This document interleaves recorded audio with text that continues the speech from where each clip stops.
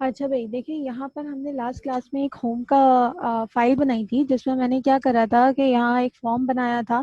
उस फॉर्म में हम ये कह रहे थे कि भाई इस फॉर्म में मुझे जो वैल्यू मैं इस फॉर्म के अंदर दूँ वो मेरे डेटाबेस में जाके क्या हो जाए, इंसर्ट हो जाए। ठीक है, मैं दोबारा से एक दफ़ा आपको क्या करती हूँ, यहाँ पर डेटाबेस खोल के दिखा देती हूँ।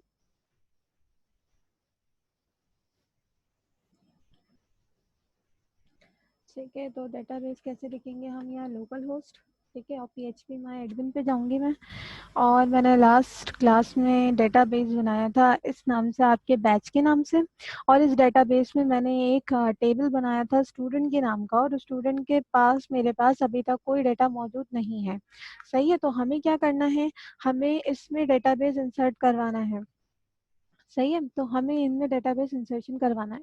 अब डेटाबेस देखो, ये रहा मेरे पास, और मेरी जो एप्लीकेशन है वो यहाँ पर है। मतलब मैं अगर वेब पेज के ऊपर, अगर मैं इसको दोबारा से रन करके दिखाऊं कि किस तरीके से हमारा काम हुआ है, लोकल हो स्लैश, मैंने यहाँ पर प्रोजेक्ट का नाम आई थिंक आप लोगों के बैच कोड से ही लिखा था, तो मैंने इसको करा एंटर।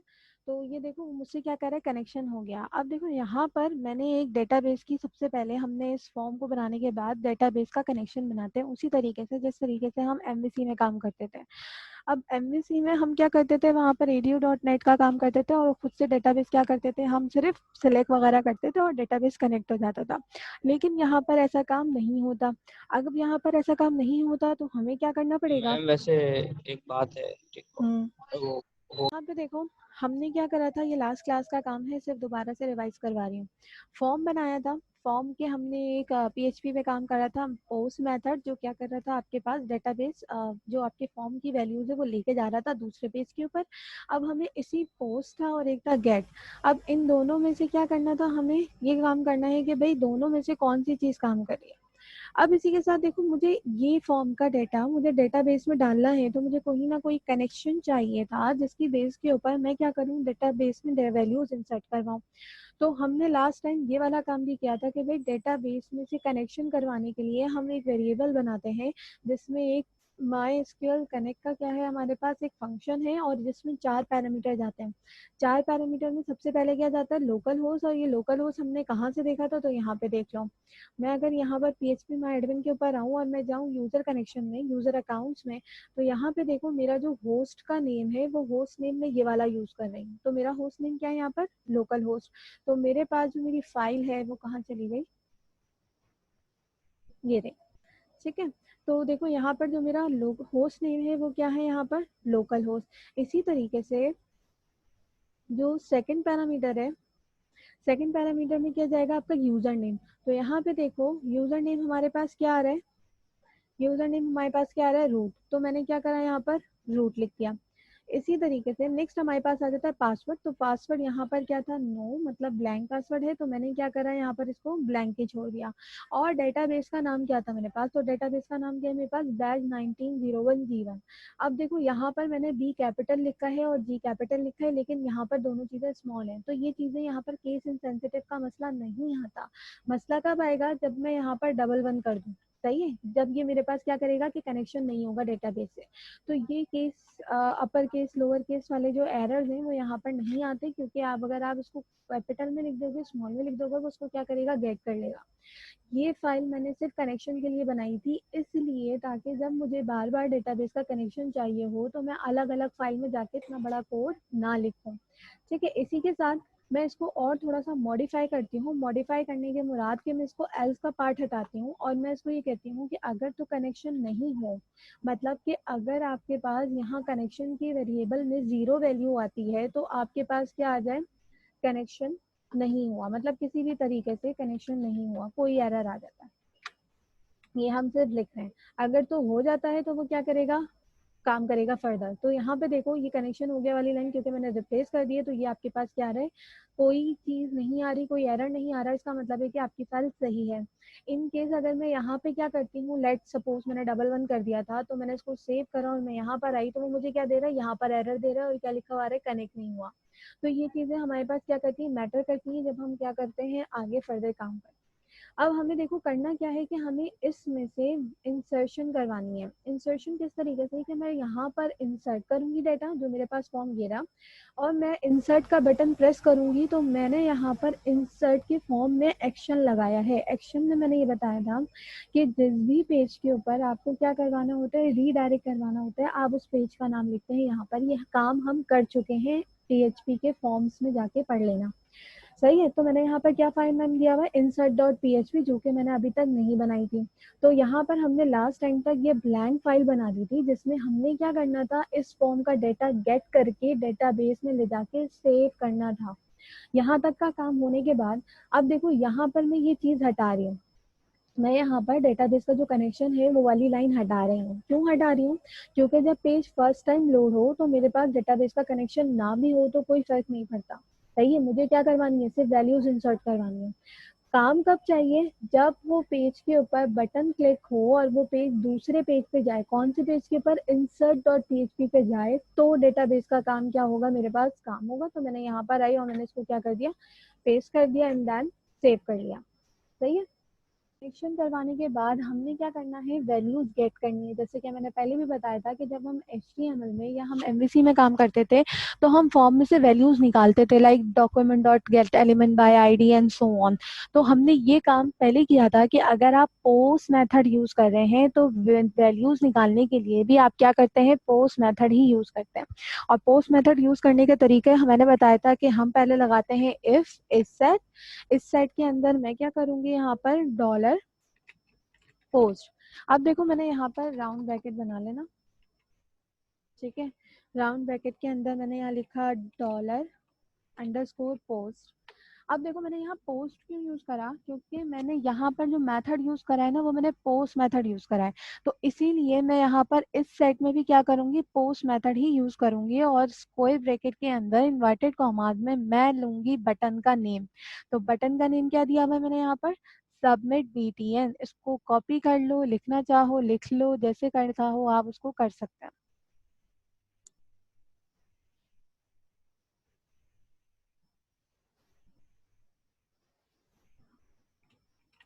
ठीक है भाई। तो ये हमने क्या बना लिया, इफ सेट का वाला काम कर लिया। अब इसके बाद क्या करना है कि ये कह रहा है कि जब भी बटन के ऊपर क्लिक हो, तो बटन के ऊपर क्लिक होने के बाद मेरे पास उसका नेम आ जाए टेक्स्ट बॉक्स से, उसकी एज आ जाए, उसका जेंडर आ जाए और उसका सब्जेक्ट आ जाए। ये चीजें किस तरीके से आएंगी, तो इनको मैं बनाने के लिए पहले एक मैं वेरिएबल बनाऊंगी, सैम्पल वेरिएबल, जो यहाँ पर आ जाता है डॉलर। डॉलर किस लिए डिनोट करता है, वेरिएबल बनाने के लिए डिनोट किया जाता है। तो मेरे पास नेम है तो मैंने एक वेरिएबल बनाया नेम। पोस्ट मेथड से जब भी हमें वेरिएबल निकालना होता है तो हम यहाँ पर मेथड भी पोस्ट का ही यूज करते हैं। तो मैंने कहा यहाँ पर मेथड पोस्ट, ठीक है। पोस्ट के बाद स्क्वायर ब्रैकेट, और स्क्वायर ब्रैकेट के अंदर एक चीज ध्यान रखना कि मैं यहाँ पर जो नेम होगा आपके टैग का वो आप देंगे। मतलब ये है कि ये मैंने नेम और ये नेम नहीं, जैसे अगर एज का लेवल है तो मैंने क्या यहाँ पे लिखा नेम, इसका एज रखा। ये नेम का था तो मैंने इसको क्या रख दिया, नेम का रख दिया। तो हम क्या करते हैं, जल्दी जल्दी से सारी चीजों को गेट करा लेते हैं अपने यहाँ पर। तो मैंने कहा नेम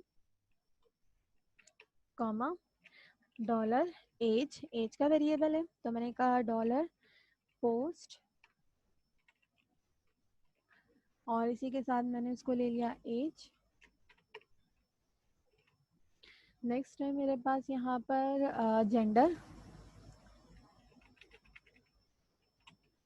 ठीक है। फिर मैंने यहाँ पर लिखा जेंडर, तो मैंने यहाँ पर भी क्या लिख दिया, gender again and then dollar. Next मेरे पास क्या है यहाँ पर, सब्जेक्ट। तो मैं यहाँ पर सब्जेक्ट के नाम से ही बना रही हूँ। तो मैंने यहाँ पर लिखा subject is equals to post, और पोस्ट में मैंने यहाँ पे इन्वर्टेड कॉमास में क्या लिख दिया, सब्जेक्ट।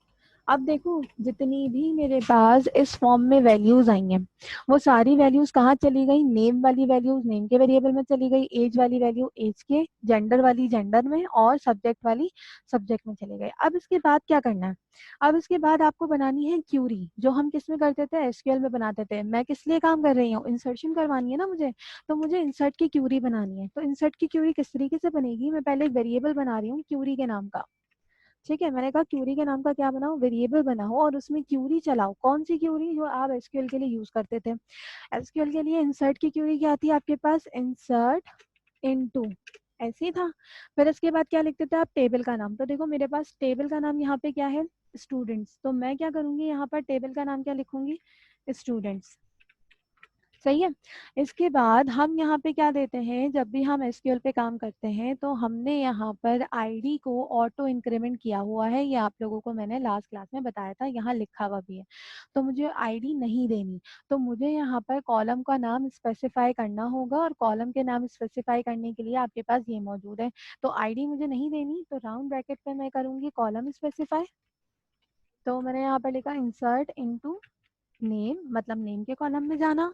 इसी के साथ क्या करना, एज के कॉलम में अगेन आप यहाँ पे क्या दे रहे हैं, जेंडर। और इसी के साथ आप क्या दे रहे हैं यहाँ पर, सब्जेक्ट। ये कॉलम के नेम होगा, सब्जेक्ट के सही कर लेते हैं। और इसी के साथ जो क्यूरी थी उसके बाद आता था वैल्यूज, और वैल्यूज में हमारे पास वैल्यूज कहाँ से आएंगे। सही है। अब देखो वैल्यूज लाने के लिए हमने ये कहा कि हमने वैल्यूज यहाँ वेरिएबल में लेनी है। तो वेरिएबल यहाँ पर आ जाएगा किस तरीके से, सिंगल कोट के अंदर। ये चीज ध्यान में रखना, सिंगल कोट के अंदर मैंने लिखा डॉलर नेम, वेरिएबल आ गया। मतलब नेम अगर पहला वेरिएबल, नेम कॉलम पहला है तो उसमें कहाँ पर आ जाए, नेम से आ जाए। इसी तरीके से कॉमा अगेन सिंगल कोट, और मैं यहाँ पर सबको फिल कर दूंगी। मैंने कहा यहाँ पर आ जाए एज।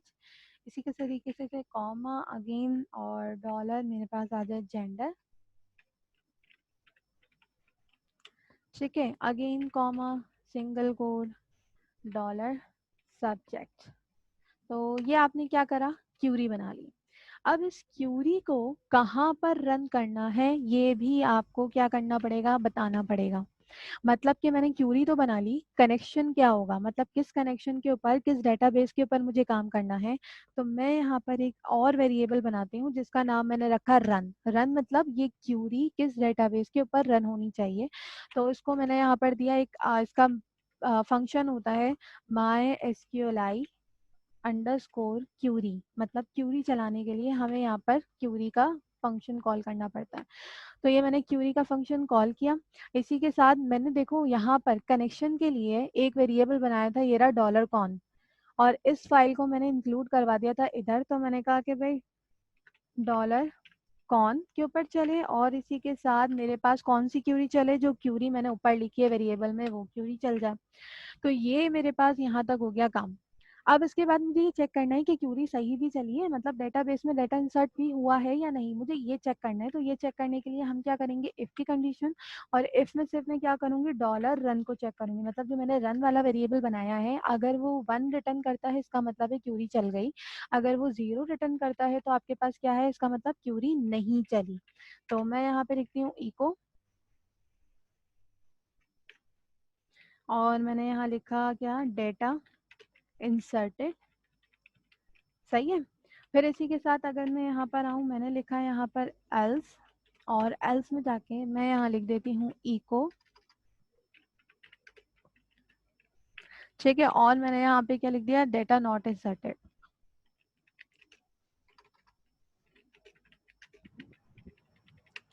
ये मैंने किया सेव। और अब हम क्या करते हैं कि अपनी फाइल को रन करने के लिए रखते हैं कि भाई क्या हम ये काम कर सकते हैं या नहीं।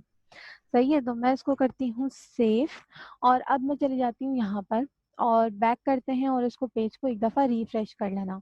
तो यहाँ पर देखो अभी मेरे पास कोई नेम नहीं है, कुछ भी नहीं है, मेरा डेटाबेस क्या है, ब्लैंक पड़ा हुआ है। तो डेटाबेस मैंने यहाँ पर अभी मैंने इनपुट दिया, और इनपुट देने के बाद जैसे ही मैं इंसर्ट के ऊपर क्लिक करूंगी तो वो मुझे क्या दे रहा है, डेटा इंसर्टेड। अब देखो डेटा इंसर्टेड दे रहा है, तो यहाँ पर आके डेटा इंसर्ट हुआ भी है या नहीं इसको चेक करने के लिए मैंने यहाँ पर या तो स्टूडेंट के ऊपर डबल क्लिक कर लेना। तो यहाँ पे देखो जो डेटा मैंने वहाँ फॉर्म में दिया था वही डेटा मेरे पास क्या आ गया, एज इट इज। और आईडी देखो खुद से आ गई क्योंकि मैंने ऑटो इंक्रीमेंट रखी थी। मैं क्या करती हूँ, दोबारा से जाती हूँ, रिफ्रेश करती हूँ, मैं कोई नया डेटा दे देती हूँ क्योंकि मैंने रिस्ट्रिक्शन कुछ नहीं लगाई है। तो मैं यहाँ पर क्या दे रही हूँ, नया डेटा दे देते हैं हम, चेंज कर लेते हैं इसको। मैंने कहा भाई इंग्लिश, और मैंने इसको क्या करवा दिया, इंसर्ट।